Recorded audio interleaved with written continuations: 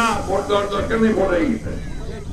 এই একটা 15 বছর গেছে, এখন একটা সুযোগ আসছে। আমাদের হাসিনা আপদ চলে গেছেন ভারতে গেছেন, ভালো করছেন। এইখানকার যারা আপনার সমর্থক, যারা আপনাদের কর্মী পার্টি, তাদেরকে বিপদে পড়ে গেছেন কেন? যারা বিপদে, আমরা তাদেরকে জানাতে কোনো বিপদে পড়বেন না, আমরা আছি আপনাদের পাশে।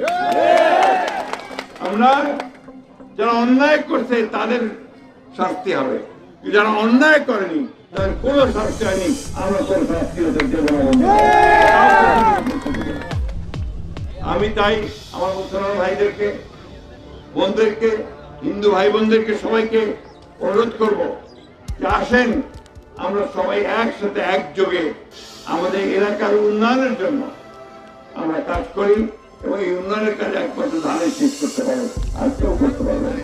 তারই পাল্লা আগে কিন্তু সরকারে গেছিল, পুরো কাজ করছে, আপনাদের এলাকার পুরো কাজ করছে, আমরা কাজ করছি।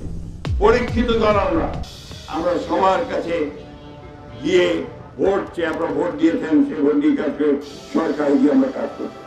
এই যে ডিপ টিউবওয়েল হয়তো না আছে, ডিপ টিউবওয়েল পানি পাচ্ছেন না, ফসল ফলাচ্ছেন না, এটা কিন্তু ওই আমাদের সরকারের